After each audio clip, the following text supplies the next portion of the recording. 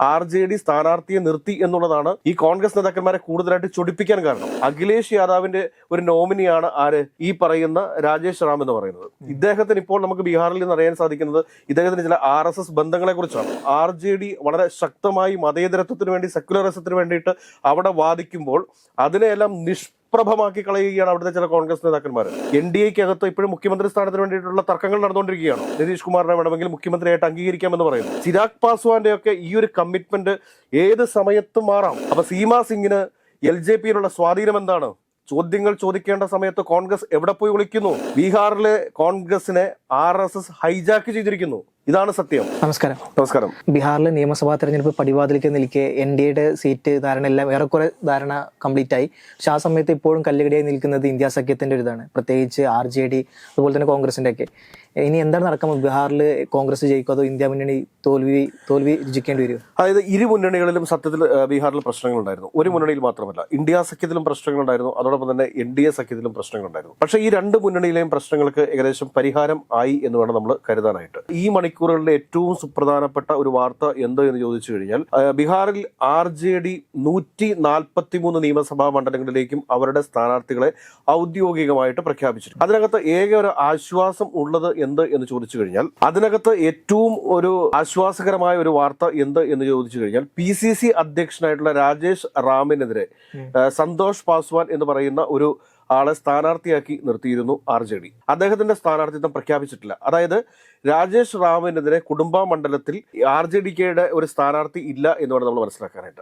RJD മുമ്പോട്ടിട്ടിരിക്കുന്നത് വലിയൊരു സഖ്യ നീക്കത്തിനുള്ള ഒരു തുടക്കം കൂടിയാണ്. അവിടെ RJD മുൻപോട്ട് വെച്ചിരിക്കുന്ന വലിയൊരു അനുനയ നീക്കമാണ്. PCC അധ്യക്ഷനെതിരെ RJD സ്ഥാനാർത്ഥിയെ നിർത്തി എന്നുള്ളതാണ് ഈ കോൺഗ്രസ് നേതാക്കന്മാരെ കൂടുതലായിട്ട് ചൊടിപ്പിക്കാൻ കാരണം. രാഹുൽ ഗാന്ധി പോലും തേജസ്വി യാദവുമായിട്ട് ചർച്ചയ്ക്ക് തയ്യാറാവാതിരുന്നതിന് കാരണം എന്താ എന്ന് ചോദിച്ചു കഴിഞ്ഞാൽ ഈ ഒരൊറ്റ സംഭവമാണ്. കാരണം PCC അധ്യക്ഷനെ കുറിച്ചൊക്കെ ഒരുപാട് വലിയ വിവാദങ്ങൾ ഉയർന്നു വരുന്നുണ്ട്. ബീഹാറിലെ കോൺഗ്രസിനകത്ത് RSSന്റെ വിങ് പ്രവർത്തിക്കുന്നു എന്ന് പറഞ്ഞു കഴിഞ്ഞാൽ ആരെങ്കിലും വിശ്വസിക്കുമോ? കേരളത്തിലൊക്കെ ഈ പോലീസിനകത്തും അതോടൊപ്പം തന്നെ ഉദ്യോഗസ്ഥ വൃന്ദങ്ങൾക്കകത്തും ഒക്കെ ഈ പച്ചവെളിച്ചം എന്നൊക്കെ പറഞ്ഞ്, അതല്ല എങ്കിൽ RSSന്റെ ഒക്കെ പച്ചവെളിച്ചം എന്ന് പറഞ്ഞാൽ മുസ്ലിം വിഭാഗത്തിൽപ്പെട്ട ആളുകളുടെയാണ്. അപ്പൊ അങ്ങനെയുള്ള ചില RSSനെ സപ്പോർട്ട് ചെയ്യുന്ന ഒരു വിങ്, ആ ഒരു RSS വിങ് ബീഹാറിലെ കോൺഗ്രസിന് അകത്ത് പ്രവർത്തിക്കുന്നു എന്ന് പറയുന്നത് ഏറെ നടുക്കമുളവാക്കുന്ന ഒരു കാര്യമാണ്. കാരണം രാഹുൽ ഗാന്ധി, ഇന്നലെ നമ്മൾ പറഞ്ഞിരുന്നത് രാഹുൽ ഗാന്ധി ബീഹാറിൽ നിസ്സഹായനായിട്ട് നിൽക്കുകയാണ് എന്ന്. അതിന് കാരണം ഇതാണെന്നേ, ഈ പറയുന്ന രാജേഷ് റാം എന്ന് പറയുന്ന ആള് അവിടുത്തെ PCC അധ്യക്ഷൻ, അദ്ദേഹം ഈ അടുത്ത കാലത്താണ് PCC അധ്യക്ഷനായിട്ട് വന്നിട്ടുള്ളത്. ഇതിനു മുമ്പിരുന്ന PCC അധ്യക്ഷനെ മാറ്റാനായിട്ട് ചില നീക്കങ്ങളൊക്കെ നടന്നിരുന്നു. ഇത് അഖിലേഷ് യാദവ്, UPയുടെ SP സമാജ്വാദി പാർട്ടിയുടെ നേതാവായിട്ടുള്ള അഖിലേഷ് യാദവിന്റെ ഒരു നോമിനിയാണ് ആര്? ഈ പറയുന്ന രാജേഷ് റാം എന്ന് പറയുന്നത്. ഇദ്ദേഹത്തിന് ഇപ്പോൾ നമുക്ക് ബീഹാറിൽ നിന്ന് അറിയാൻ സാധിക്കുന്നത് ഇദ്ദേഹത്തിന് ചില RSS ബന്ധങ്ങളെ കുറിച്ചാണ്. അപ്പോൾ അങ്ങനെ വരുമ്പോഴത്തേക്ക് അവിടെയുള്ള ചില പഴയകാല കോൺഗ്രസ് നേതാക്കന്മാരൊക്കെ ഉന്നയിക്കുന്ന ആരോപണം എന്തെന്ന് ചോദിച്ചു കഴിഞ്ഞാൽ, കോൺഗ്രസിനകത്ത് ഇപ്പോൾ RSSനെ അനുകൂലിക്കുന്ന ഒരു വലിയ ആൾക്കൂട്ടം ഉണ്ടായി വരുന്നു എന്നുള്ളതാണ്. രാഹുൽ ഗാന്ധി ഏതെങ്കിലും ഒക്കെ കാരണവശാൽ ഈ രാജേഷ് റാമിനെതിരെ ഒരു നടപടി സ്വീകരിക്കുന്ന രീതിയിലേക്ക് കാര്യങ്ങൾ പോയി കഴിഞ്ഞാൽ വലിയ പൊട്ടിത്തെറി ഉണ്ടാവും അവിടെ കോൺഗ്രസിൽ. ഒന്നുമല്ലാത്ത അവസ്ഥയിലേക്ക് പോകും. ഈ പറയുന്ന കനയ്യകുമാറും അതോടൊപ്പം തന്നെ ഈ പപ്പു യാദവും ഒക്കെ അവിടെ ഉയർത്തുന്ന വെല്ലുവിളികളെ പോലെ തന്നെ കാണേണ്ട ഒരു കാര്യമാണ് ഈ ഒരു വിഷയം. RSSന്റെ ഒരു കടന്നുകയറ്റം ബീഹാറിലെ കോൺഗ്രസിനകത്തുണ്ടായിട്ടുണ്ട്. ഇത് നമ്മളിത് പറയുമ്പോഴത്തേക്ക് ഇരുന്ന് തള്ളുവാണെന്ന് പറയും. ഇതാണ് യാഥാർത്ഥ്യം, ഇതാണ് സത്യം. ഇന്ത്യ മുന്നണിക്കകത്തെ കല്ലുകടിയുടെ പ്രധാനപ്പെട്ട കാരണം ഇതാണ്.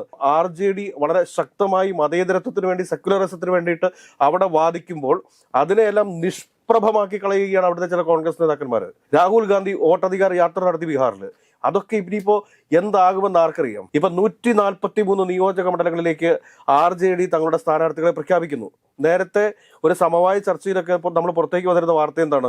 135 സീറ്റുകളിൽ RJD മത്സരിക്കുകയും 55 സീറ്റിൽ കോൺഗ്രസ് മത്സരിക്കുകയും 33ഓളം സീറ്റുകളിൽ ഇടതുപക്ഷ സ്ഥാനാർത്ഥികൾ PML, CPI, CPM പോലുള്ള പാർട്ടികൾ മത്സരിക്കുകയും ചെയ്യുമെന്നാണ് പറഞ്ഞിരിക്കുന്നത്. അതുകൂടാണ്ട് VIP 15 സീറ്റുകളിൽ മത്സരിക്കും എന്നൊക്കെയാണ് പറഞ്ഞിരുന്നത്. പക്ഷേ ഇനി ഉള്ള 100 സീറ്റുകൾ ഇത് പഴയ രീതിയിലേക്ക് തന്നെ വരികയാണ്. 2020 സെയിം സിനാരിയോയിലേക്ക് വരികയാണ്. 2020 RJD 143 മണ്ഡലങ്ങളിൽ മത്സരിക്കുന്നു. ബാക്കി 100 സീറ്റുകൾ കോൺഗ്രസിനെ ഏൽപ്പിക്കുന്നു. നിങ്ങൾക്ക് ഇഷ്ടമുള്ളതുപോലെ ചെയ്തോളാൻ പറയുന്നു. കോൺഗ്രസ് ആ സമയത്ത് എന്താ ചെയ്തത്? 2020 കോൺഗ്രസ് 70 സ്ഥാനാർത്ഥികളെ സ്വയം അങ്ങോട്ട് നിർത്തി. ബാക്കി 30 സ്ഥാനാർത്ഥികളെ ആർക്ക് കൊടുത്തു? ഇടതുപക്ഷ പാർട്ടികൾക്കായിട്ട് നൽകി.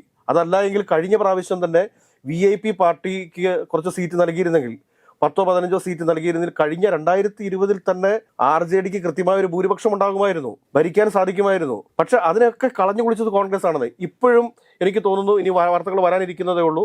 നമ്മൾ 143 സീറ്റുകളിലേക്ക് RJD സ്ഥാനാർത്ഥികളെ പ്രഖ്യാപിച്ച് മുമ്പോട്ട് പോകുമ്പോഴത്തേക്ക് RJDയുടെ ഒരു ആത്മവിശ്വാസം വർദ്ധിച്ചിട്ടുണ്ട്. ആത്മവിശ്വാസം വർദ്ധിച്ചെന്ന് വെച്ചാൽ തനിച്ച് ഒരുപക്ഷെ കേവല ഭൂരിപക്ഷത്തിലേക്ക് എത്താൻ പറ്റുമോ എന്നുള്ള സാധ്യതകളെ കുറിച്ച് പോലും ഒരുപക്ഷെ തേജസ്വി യാദവും ലാലു പ്രസാദ് യാദവും ഒക്കെ ചിന്തിച്ചിട്ടുണ്ടാവാം. അതല്ല എങ്കിൽ ഇലക്ഷൻ കഴിഞ്ഞതിന് ശേഷം 143 സീറ്റുകളിൽ ഒരു 90-100 സീറ്റുകളിലേക്ക് എത്തിക്കഴിഞ്ഞാൽ ഒരുപക്ഷെ NDAക്ക് അകത്ത് ഇപ്പോഴും മുഖ്യമന്ത്രി സ്ഥാനത്തിന് വേണ്ടിയിട്ടുള്ള തർക്കങ്ങൾ നടന്നുകൊണ്ടിരിക്കുകയാണ്. ചിരാഗ് പാസ്വാൻ പറഞ്ഞിരിക്കുന്നു തനിക്ക് മുഖ്യമന്ത്രി കസേര വേണ്ട, നിതീഷ് കുമാറിനെ വേണമെങ്കിൽ മുഖ്യമന്ത്രിയായിട്ട് അംഗീകരിക്കാമെന്ന് പറയുന്നു. ചിരാഗ് പാസ്വാന്റെ ഒക്കെ ഈ ഒരു കമ്മിറ്റ്മെന്റ് ഏത് സമയത്തും മാറാം. BJP ഒരു 90 സീറ്റുകളിലേക്ക് എത്തുകയും ചിരാഗ് പാസ്വാന്റെ പാർട്ടി ഒരു 15 സീറ്റുകളിലേക്ക് എത്തുകയും ചെയ്ത് 105 സീറ്റായി.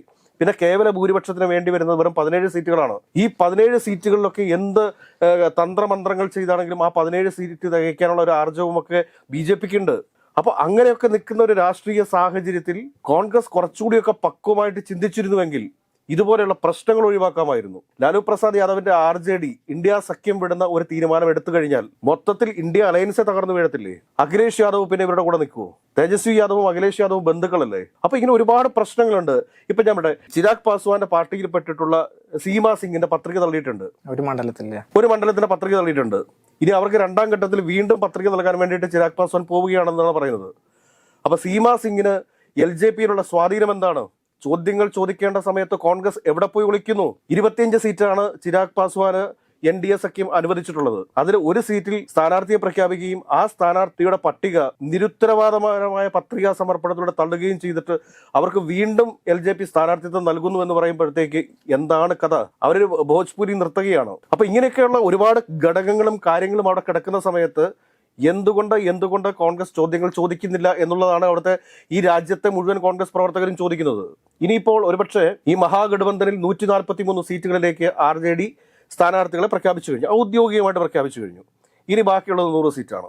ഈ 100 സീറ്റ് വേണമെങ്കിൽ കോൺഗ്രസിനോട് പറഞ്ഞിട്ടുണ്ടാവും നിങ്ങൾക്ക് ഇഷ്ടം പോലെ ചെയ്തോളാൻ പറഞ്ഞിട്ടുണ്ട്. കഴിഞ്ഞ പ്രാവശ്യം അതേ പോളിസി തന്നെ. ഞങ്ങൾ ഈ തർക്കത്തിനും ഇല്ല, ഒന്നുമില്ല. നിങ്ങൾക്ക് VIP ചേർക്കണോ ചേർത്തോ, JMMനെ ചേർക്കണോ ചേർത്തോ, അസറുദ്ദീൻ OWൈസിയെ ചേർക്കണോ ചേർത്തോ, CPIM വേണ്ട. 5 സീറ്റുകളിലാണ് CPIയും കോൺഗ്രസുമായിട്ട് മത്സരം നടക്കുന്നത്. ഒന്ന് ആലോചിച്ച് നോക്കി. രാഹുൽ ഗാന്ധി നടത്തിയ വോട്ടധികാർ യാത്രയിൽ ഏറ്റവും സജീവമായി പങ്കെടുത്തിട്ടുള്ള ഒരു ഇടതുപക്ഷ പാർട്ടിയാണ് CPI എന്ന് പറയുന്നത്.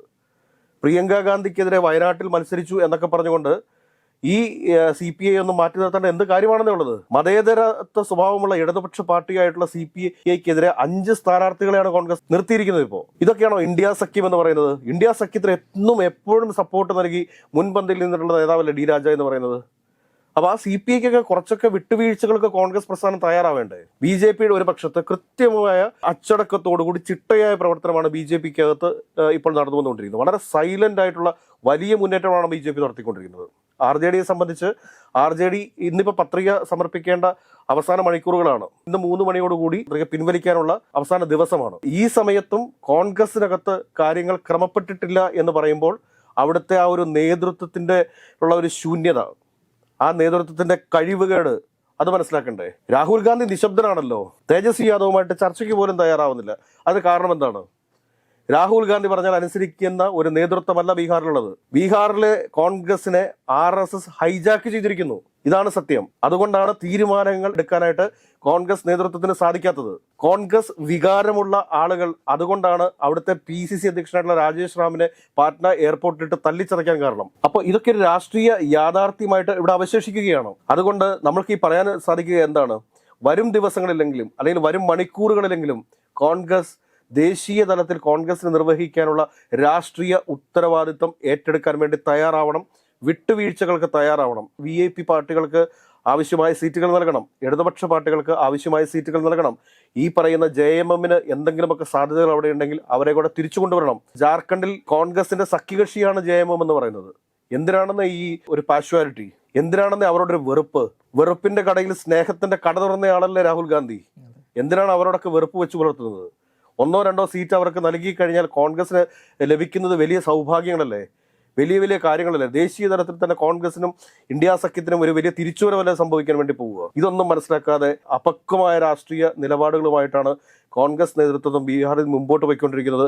ബീഹാർ രാഷ്ട്രീയത്തിൽ ഇപ്പോൾ LJP സ്ഥാനാർത്ഥിയുടെ പട്ടിക തള്ളിപ്പോയി. ചിരാഗ് പാസ്വാൻ നിതീഷ് കുമാറിനെതിരെ മുഖ്യമന്ത്രി ആവാനായിട്ടുള്ള ഒരു ഡിമാൻഡ് വെക്കില്ല എന്നൊക്കെ ഇപ്പോൾ പറയുന്നുണ്ട്. എങ്കിൽ തന്നെയും വരും ദിവസങ്ങളിലൊക്കെ ഇതൊക്കെ കാര്യങ്ങൾ മാറിമറിയും. അവിടെ BJP മാക്സിമം സീറ്റുകൾ വർദ്ധിപ്പിക്കാൻ വേണ്ടി ശ്രമിച്ചുകൊണ്ടിരിക്കുന്നു.